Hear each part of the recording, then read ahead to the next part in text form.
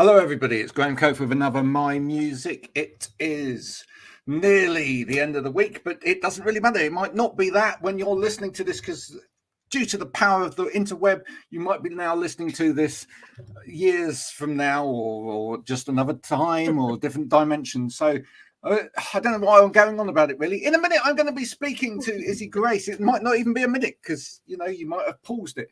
But here's the video from Analog Trash, and when we've watched this, we can all come back together and have a little sing-song.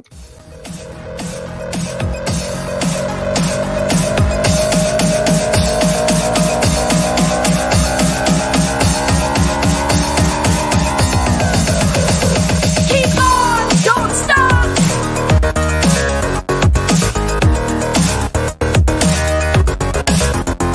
Keep on, don't stop.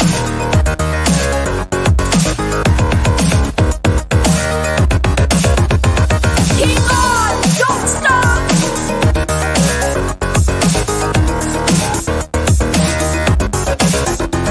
Keep on, don't stop. That's Izzi, how are you? I am good. Well, I'm tired as hell, but I'm good. I'm alive. Oh, look, I've got some jazz chords for Yeah. you. Ooh. Did you like that first chord there? I did like that. Oh, There you go. love a jazz chord. There you go, everybody. So everybody that wants to learn a little jazz chord this afternoon, there you go. That's stunning. That's Yeah, sounds better than you I like think to you like to have a little bit of a scat over a bit of jazzy type stuff, don't you? I do. It's one of my favourite things. I noticed. It feels freeing. It's fun. Yeah, there's nothing better, is it? And it's that particular rhythm I find. It's if you get someone and they're just like,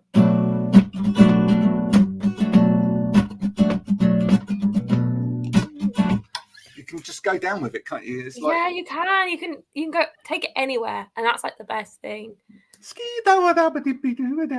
yeah, and all that.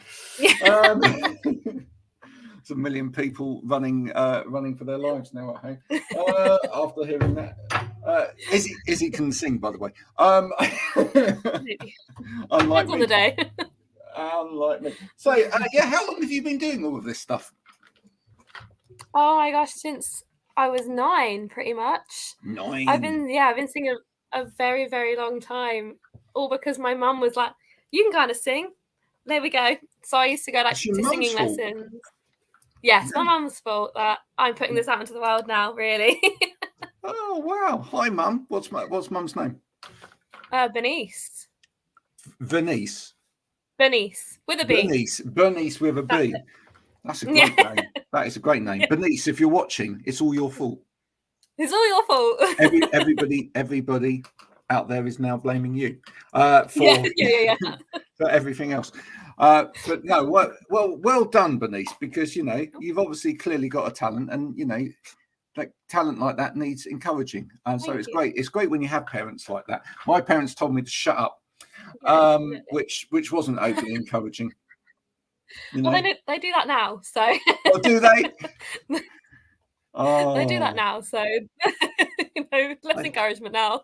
I don't know what I found with my parents. I don't know whether you got this, but what I found with my parents was that they were quite supportive in one way, in which that they did provide like money, and they used to say, you go off and make your music. But then when you back in my day, when you produce something, you had to like sit people round. It's not like you'd go, oh look, I'll play you it on my phone or anything. You used to have to sit people round and put a cassette in a cassette player, and they'd all listen to it, and they'd stay there for like 2 minutes, and they were like, right then, got something better to do now. Yeah, very good. And then actually. And then you get that condescending, like, very good, dear. Right, okay. Yes. I've been there still. Not exactly the same scenario, but I'll write something. I'll be like, what do you think of that? And they're like, you have written a song. Well done. Nothing more than that. Did they get a bit about subject matters that you cover, for example? Yeah, not overly. That's good. They're not too bad with it, yeah. But I haven't written anything too like at the out there. moment, so Yeah, maybe I'll risk it. They're too yeah. much. Yeah, they're too mysterious, my songs at this point, or really basic about men. So pretty standard. So Is yeah, that self-preservation in there to some extent? Do you feel like you're slowly but surely opening the shell of Izzii Grace yeah, I and would say coming in? so. Yeah, Yeah, like I have written songs before. I'm like, oh, this might be a bit risky to put out there, but it's never like the promiscuous sort of risky. More of like deep dive into my mental health risky.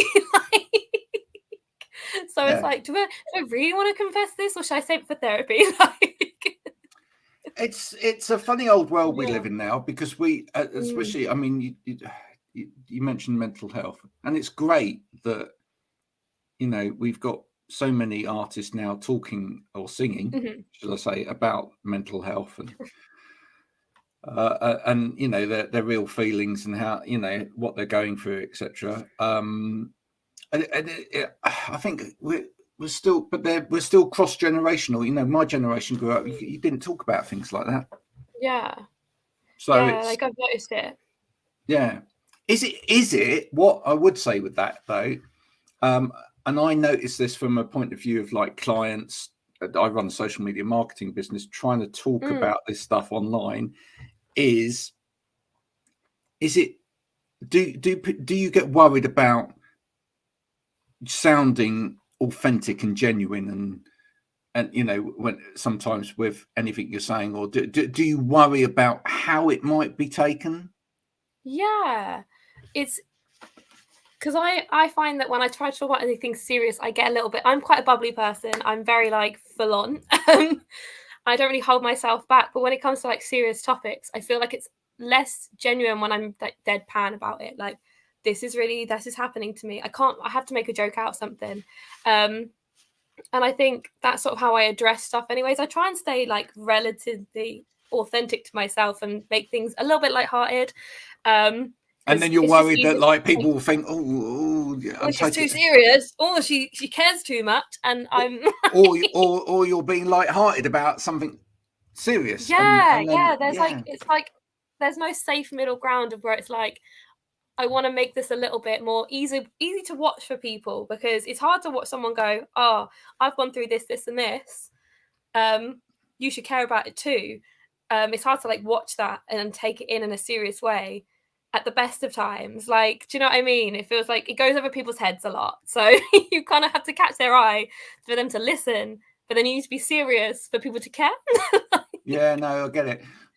Who do you think does it really well in terms of other Oh, artists that you perhaps listen to, etc.? Who do you think manages to kind of pull off a genuine expression of how they're feeling, even though sometimes they may be sarcastic or they may be they may be yeah. entertaining? But who do you think does it well? I would say Hayley Williams does it pretty well. Hey, that's She's been good more call. Yeah. yeah, she's been more open and honest because the last two albums, like Paramore's albums especially, have been a lot about her growth as a person and like her journey with her own mental health. And I think the way she's expressed that has been quite very genuine because it's very consistent. It's very much you've watched her grow.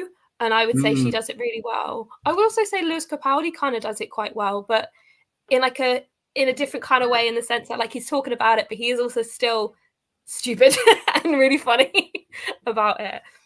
But Yeah, definitely Hayley Williams. I don't know.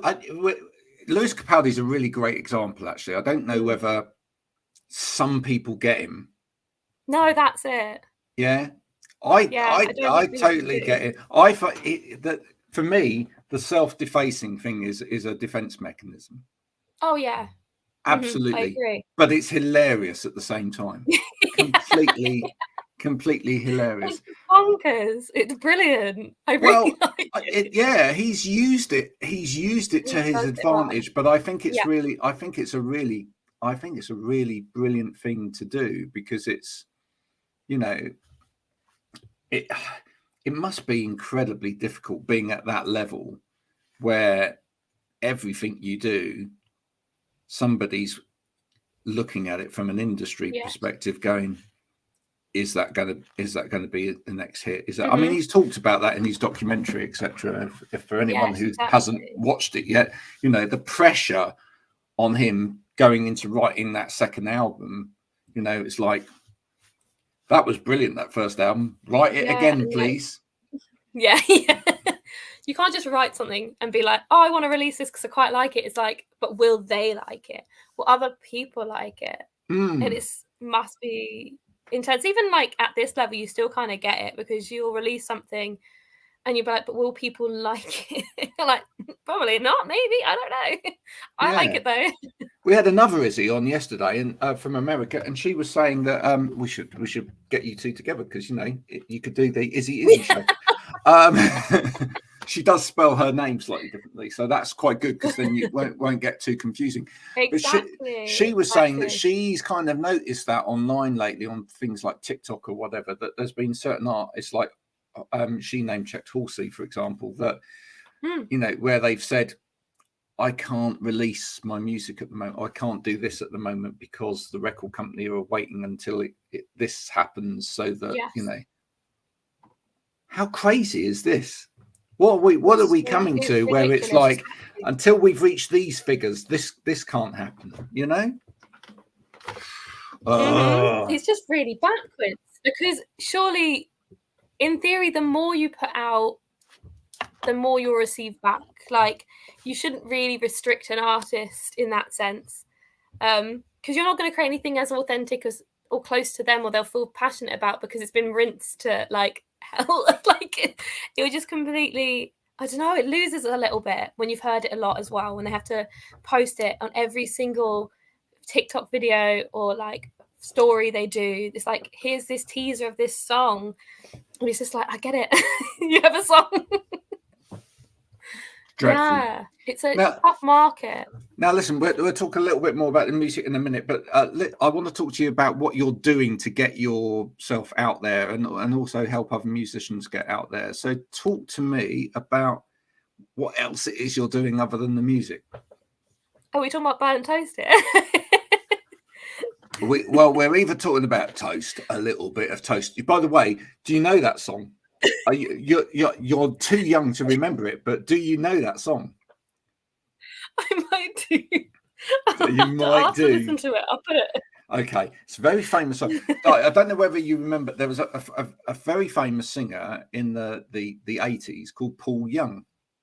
Yeah, Paul Young and the Q-Tips before that, and he had, you know, some great hits with "Living in the Love of the Common People," "Smiles from the Heart of the Family Man." Yeah, all of that. Yeah. Wherever I lay my head, that's my home. Right, that was Paul Young. But Paul Young, before he became like this great soul singer and whatever, had a hit with this little band called Toast, where he just sings about toast. Yeah, right. And it's like, toast, a little bit of toast. Now that, I don't know whether you managed to get the copyright for it or whatever, but maybe you could do a cover of it. That should be your little theme tune for Burnt Toast. You could perhaps add the word burnt in there somehow. In there. Toast. I will 100%. I'm going to send some emails out. I really want this now. I just feel it, you know, just absolutely. Yeah, so talk to me about Burnt Toast anyway. Yeah. So I'm excited to talk about this. I really like to talk about this. So it basically all came from, oh gosh. So I started doing a podcast instead, before I delved into starting like a music promotions company, because I wanted to talk to more creatives. I wanted to basically find out from as many people as possible what like is hard for them with life, basically, because it was primarily focused on mental health and how the industry just kind of disregards it a little bit. As we've seen with like musicians taking like not doing tours as much because they literally can't do it. Like Stromae recently did a tour and had to cancel the last few shows. Selfishly a little bit glad because I didn't manage to get a ticket, but like he had to stop it because of his mental health. And a lot of artists have to do this at the moment and have done previously in other years, but it's just not it got deemed like not acceptable. So I wanted to talk to more creatives about the way we sort of look at the industries, and not just musicians, like artists, comedians. But I kind of thought as I was recording all these podcasts and stuff and thinking, I've got to edit this. That's a lot of effort. But also like, it is, folks. I do it for a living. Yeah. It's like, I've edited one. I was like, you know what? I didn't really want to do this. But instead of actually releasing them, which I do plan to do at some point, but when I have like a lot more mental space and time to do so, I was like, I've interviewed so many cool musicians. Why don't I just put on a gig with them? Why don't I just start putting on gigs? And I was like, this would kill like two birds with one stone. I want to get more people seen, because I think so many music promoters are good, but they don't do enough. And they push you and they pressure you, and they don't do anything as well. I had one who literally didn't promote about the gig until the day. And I was like, that doesn't make sense. Your whole job is to promote, and you say you'll promote. So I got kind of tired about all of that. And I'm a huge like activist and like advocate for people in general, like across different fields. Like, I'm queer, I've got poor mental health, I'm a creative, I'm a woman. And I was just like kind of tired how everything's kind of stacked up against people. So I spoke to one of my band members, Neve, one of my closest friends, and they said their girlfriend basically really wants to just do something and help and make a difference. So we were talking, and we kind of came up with the idea to start this music promotions company where we put on gigs, and each gig's for a different charity, and the lineups reflect the charity. So if it's like a LGBT night, it'll be queer artists back to back, just a ton of them. If it's a charity towards people of color, and it will be, the lineup will reflect that as well. It'll be men of color, women of color, it'll be trans people of color. It will just be as like advocating as possible, if that's a word. And the best thing about this is we're trying to find a name. We went through so many different stuff, but I was talking to Phoebe, and I made a joke being like, why don't we just call it burnt toast? And she was like, where did that come from? What does that mean?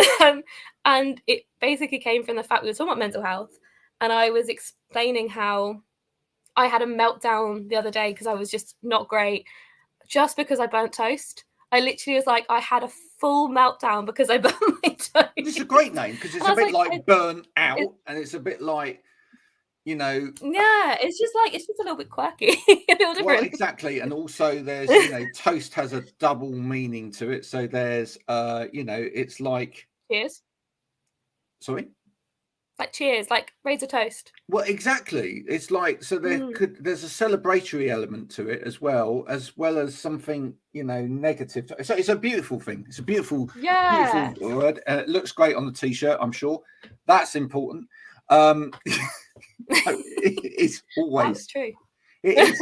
It's absolutely always important, right? I always think about that. Does it look great? And the first music-related business that I ever set up, talking about names, was something called Subsway, right? And it was, and literally, I was at a subway, like that takes you under the road, and they had that subway sign, and I thought, I love the idea of this kind of path that sort of gets you into the underground, right? But also, let's change the way to sway, because that's what you do when you go to a gig, etc. And that was a band management company, Subsway. There we go. And it literally had like a subway sign, but with sway in the. Anyway, there we go. But that's how these names come up. We went through so many different ones. We were going through so many. We tried merging our names. I was like, it just doesn't fit right. It doesn't fit right. It is. It's crazy how you come up with names. You've just got to keep going. I mean, I must have spent at least a minute coming up with my music. At least a minute. Because I was like, I'm going to do a music podcast. What shall I call it? I'm going to call it My Music. Why? Because two things. One, I'm going to pick the musicians that come on it, right? So that it's my music. right? But it's about your music. So it's my music, your My music. You're talking about it. That's why it's called My Music. There you go. You see, there you go. For anyone, we'll just finish off the name thing as well. My other business, which is a social media marketing business, called A Better Way of Life. Why? Because I help people to create a better way of life for everybody else, and that's a really important thing. Yes. Yeah. I like that one. Rather than AJ Esquire Marketing Services Limited or something. Yeah, and you're like, oh, this is gonna be spam. Like, this is really exciting and boring. I'm really pleased that you're doing that. I think that's great. I think we need more of that. I have literally just started, and I don't mind, using this space to promote it. I have literally just started a music business club. Oh, folks, because, and I'll tell you for why. For a very similar reason. I've been doing this now for about 3 years, and I've got years of experience both in business and in music, etc. And I just thought, well, do you know what I saw? I saw that there's so many of the musicians that I talk to, younger musicians, etc., especially, they need help with social media, they need help with PR, they need help with this, they need help with the other, but they can't afford it. Right. No. And I'm, as a businessman, I'm involved in some mastermind groups, and I just thought, wouldn't it be great if we had a mastermind group that's cost effective, that people can join and come to on a regular basis, whereby we get the advice from each other? Because YouTube is one thing, but it's not the same as actually coming onto a Zoom meeting or going onto a Discord server with a load of other people and actually going, how the hell do I book a gig in Bedford? And someone going, oh, well, actually, I know a man. Boom, there you go. And that's it. And that's helpful. That's helpful. It really is. And it's like legit, if that makes sense. Like, it's safe, it's been tried and tested. So you're like, oh, I'll do it because I know a couple of people have also done that. So exactly. It makes it more user friendly. Absolutely. Like that. It's needed as well. Absolutely, it is, because actually, I saw so many people who are actually paying for services themselves. But and I had what really sparked it is I had a young musician on here who was talking about the wealth divide in terms of music. That there are some that can afford to do it all, and then there's some that really can't afford to do it all. And that really made me think, well, how do we help those that really can't afford to do it?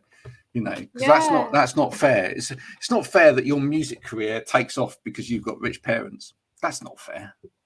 Let's not have that. Let's not have that. No, like we have like a similar thing as well with us with Burnt Toast. Like that's why we're like the promotion side of it. We haven't put much on our Instagram with the TikToks because we do post a lot of TikToks. But we interview the artists. We do like a day in the life, so they get a little bit of something they can go like, hey, look, this is what my day is like. And we interview them so more people can know about them, and know more about who's performing. It's not just like, here's a lineup of people you don't know. It's like, you might like these people because they talk about this. This is what is important to them, or they're just funny, and just a bit of a laugh to be around. Well, we will continue this conversation outside of here, and we'll maybe see some collaboration between Burnt Toast and My Music, because I think we all need to try and help each other. That would be fantastic. I agree. Let's talk about the music. So, we know the part of my life. We know when you started, etc. What's the in terms of how you construct music? Okay. How do you go about that? Like when I write a song, when I create whatever I create. Do you throw it? Paint at the wall? It has varied over the years. Yeah. Yeah. I might try that. That might be encouraging and inspiring. No, it's really, really changed over the years. I didn't realize I could write songs until, or create melodies and stuff until, actually, this is going to sound really bad. I really up myself now. When I was really young, my friend used to write stuff. So she made me sing a melody to the lyrics. So I kind of was there, I was like, okay, maybe this is something I can do. So I bullied my parents into getting me a guitar. my mum wasn't too pleased. My dad was on board after a while. I used to play the same 4 chords I play now, and make up. Are make up they? different songs Hang and on a minute. melodies Hang and on, things. Izzy. Are they the magic 4 chords of Ed Sheeran? Always, of course they are. Of course they are. If no one's The only seen chords that, that matter, you know. if nobody has seen the video that Ed Sheeran's done, where he literally plays 4 chords and then plays every song under the sun, you know, then that's worth. Yeah. It is actually worth watching, just so that you get the, you know, and then think, well, hang on, how do I write a pop song? I'm going to play 4 chords. Yeah, carry on. Exactly. But I have now learned maybe a couple more, depends on the day. But yeah, when I first started writing, I tend to just like play around with the chords and then just make up some random stuff on the top. And then during lockdown, I got slightly more adventurous in the sense I'd record my voice and then put the chords to it, which was pretty hard for my brain, but it was a good challenge because there was nothing else to do in lockdown. That's when I started properly writing and releasing again after uni. Because I hated it after doing it for 3 years. I thought it was the worst thing in the world. I was like, I don't want to hear music. I don't want to see anyone singing after doing a degree in it. But during lockdown, I literally was like, well, I've got the recording gear. I've got everything. I might as well see what I do. And I started producing my own stuff. So during lockdown, the way I wrote was it became like this whole like ordeal. I would put like a rough idea to a few chords and then I would try and different melodies over the top, but all while trying to produce it at the same time. So like adding in more vocal melodies, which I'd edit into sort of sounding like synth parts because it was easier than trying to play it from my brain. That makes sense. Then I started doing like different, so I would sing like things and make it slightly like I'd drop the vocal and make it sound like a bass part and things. Maybe I should have just a cappella. That's what I really should have done. And then I would do like different covers of songs and stuff. So I was just playing around for ages. And I still vary on how I write songs. It depends on the mood. Sometimes I have a melody and a lyric idea and I'll record it and I'll go from there. Or sometimes I'm like fixated on this loop of chords and I would just play those until I start singing something. But I think my favorite one is improvising something and then putting the chords to it. I do that a lot on TikTok. Like I will duet people's videos and then improvise a verse. And then hope it works as I'm going along because I have no idea where it's going to end up. And I'll tell you what, folks, having tried it, it's incredibly difficult to do that duetting on TikTok. It's very, very difficult indeed. So, you know, it is because you've got to get the timing quite right. Mm-hmm. You know, you've got to start at exactly the right time, you know, and it can be really, really, really, really tricky. So, you know, if you haven't tried it, have a go. You know, it's great fun, and if you're really bad at it, like I am, it makes people laugh. So that's you know, you could always have a career as a comedian rather than a musician. You never know. It could go either way. So what's the ambition for you moving forward? Obviously, to move forward with Burnt Toast and the music career, but the anarchist bit, I picked up on that, you know, that kind of you're disruptive, a bit like me. I like that. And I like anyone that's trying to disrupt the system a little bit, you know, trying to do things a different way. That's where I really see you going. Yeah, I don't like to do things normally. And I like to try different things as well. I think for me, I don't really know where I want to end up. And I kind of like that. I like that I don't know what the future holds, and I'm happy with that.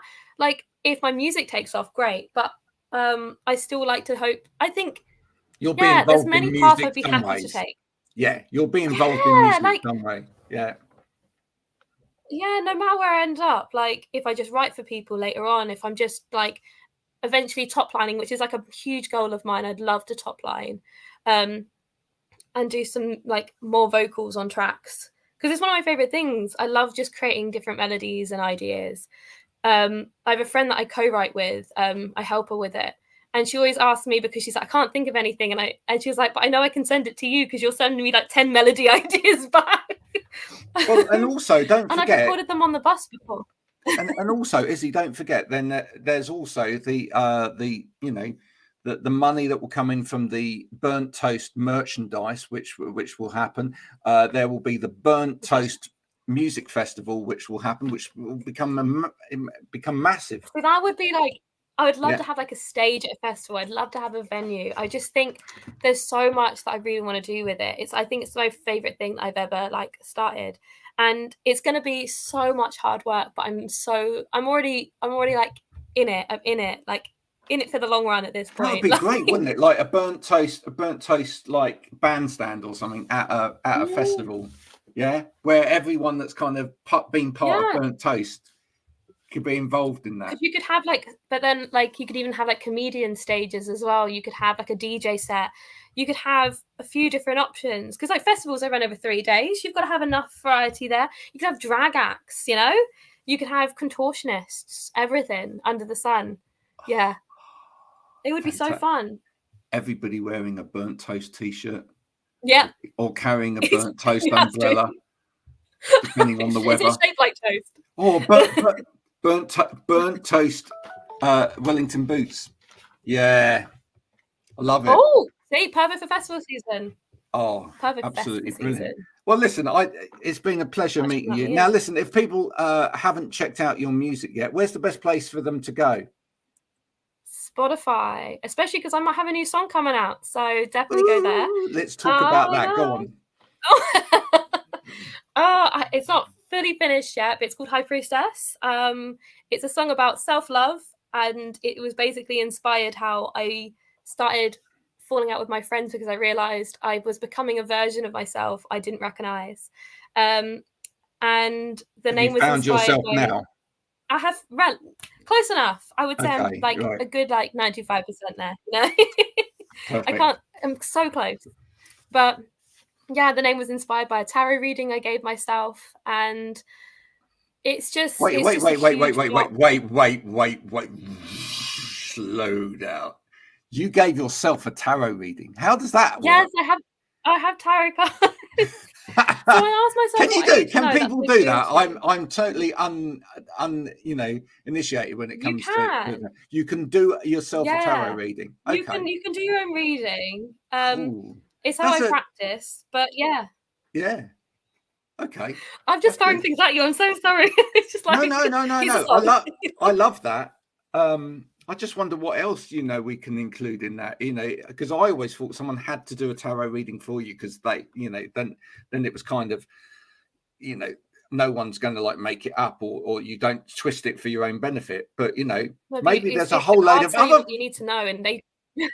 Okay, so there's maybe a whole load of other things in life that we can, just do ourselves. Maybe you could take an exam. Maybe you could take a driving test by yourself. That would be marvelous. All of these things that you could just do by yourself, as opposed to necessarily having anyone else there involved in it. That'd be great. We don't need other people.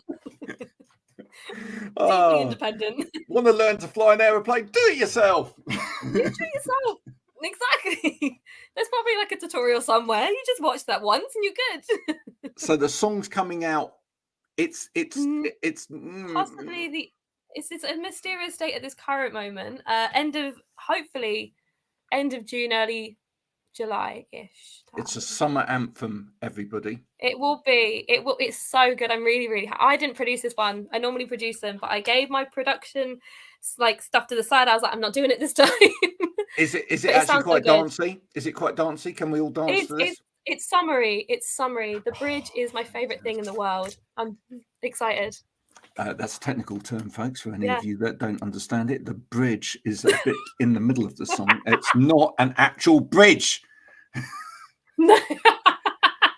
Sorry, musicians do that sometimes. It's like middle eight, and everyone's like, middle eight? What? So I had a musician on once, and they said middle eight, and everyone thought they'd said after eight, and they were trying to work out why there were these, that's relevant. mint flavored chocolates in the middle of a song. There we go.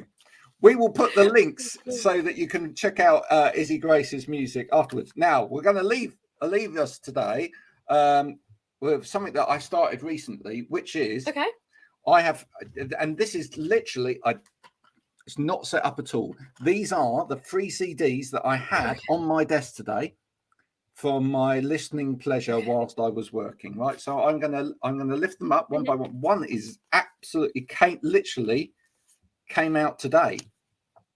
Right, so I'm going to lift them up. You get to see them, and then you can choose which one you would listen to. Commiserations to the other two people. Maybe she pick all three. Who knows? Don't see anything in it. There's nothing negative about winners and losers and all of that. It's just a bit of fun, really. There we go. Okay. So the three CDs are someone that's been on the show before. Absolute pleasure to talk to, and that is the wonderful Me for Queen. With her lovely little microclimate there. Look at the little people. Now, I have to say, brilliant in terms of the environment. Look at this. This bit here, all made of cardboardy thing, and that's a cork in the middle. Cork, lovely. So the whole thing's recyclable. There we are. Yeah, I know, it's good, isn't it? You like that? Yeah? Yeah, I did really like that. Right. Now, the next one is out today, right? So this is brand new. This is the new album by Jenny Lewis. Joy on! Kind of, it's got that kind of psychedelic-y type thing, which you might really quite like. It does. I really like that. But wait for it, and it's amazing actually how the conversation goes, and you don't know that these conversations are going to happen. I don't plan anything on this show. You can probably tell, but yet. It all ties in. So not only this is this lovely Jenny Lewis, and if you haven't ever heard of have you heard of Jenny Lewis? I have heard of Jenny Lewis. Yeah, fantastic. Lovely kind of psychedelic-y sunny type things on the inside with a nice bit of sun. But also, look, we talked about cards, almost like tarot cards, but her own version of it. Look at this selection of kind of collect them all. Jenny Lewis, almost kind of one of these tarot cards at the back. And then, now this might push it, we've also got this little album by... Oh, no, this album's... So, you see, I knew this might be a bit of a... Oh, my goodness, because this is... Oh, no. That's hard, isn't it? That's so difficult. Isn't it? Go on, you can say all three. I'm going to have to. I can't. The first one's eco-friendly and I'm vegan, so that's already a win. The other one had versions of tarot cards and the other one's gay as hell. Yes! And it's Pride Month. I can't. All three for the win then. All three. Yeah, all three for the win. Oh my gosh. That was fun though, wasn't it? That was fun. I can't believe I felt like they were mine. I could see those in my house. They all are. Izzi's going to borrow them now for the afternoon. There you go. Take them. There we are. Yeah, I'll take those. She's going to go and check those out. Seriously, after I am. Show, she's going to go and listen to those. Izzi, you've been great fun. Thanks for coming on. We will keep in touch because I want to nurture this burnt toast thing and see if I can help out with that as well. That would be amazing. All hands on deck. I'm ready to go. So I'll get the bellows and see where we can go with it, folks. If you've enjoyed this has been my music. If you haven't enjoyed it, this has been the Diary of a CEO podcast by Stephen Bartlett. Do share this with other people, your friends, your family, etc. Like it, subscribe to it, all of those things. Not for me because I'm old and quite ugly, but for all of the musicians who come on here who absolutely need your help because they are fantastic and talented, unlike me. And that's why we do this, folks. So do share it around. Tag other people in. You can find me over on every single channel. Some people are trying to ban me, but everywhere. Absolutely everywhere. And this is, I think, this is now something like episode 237 of my music. So unbelievable. Yes. That's right, folks. In the last couple of years, one has. That's incredible. Well done. I said yesterday, I am actually trying to go for a world record. Right? I want I want to be the podcast interviewing the most musicians ever on Spotify. Ever. I am seriously. I want to go over the 500 mark in the next couple of years. So we're like, this will be one of the biggest podcasts ever. And then Trooper can be happy. There we go. Yeah. The thing is, if I bring Trooper in, the ratings go up. So there we go. That's why. Always buy a dog that's better looking than you. Izzi, thank you so much. Do enjoy this, folks. Thank you so much. Share with other people. Take care of yourselves. I'll speak to you later. I'll be back at 4:00 this afternoon, but then it might not be that time, as I said to you earlier. Talking more music with another musician. Until then, bye for now. Oh.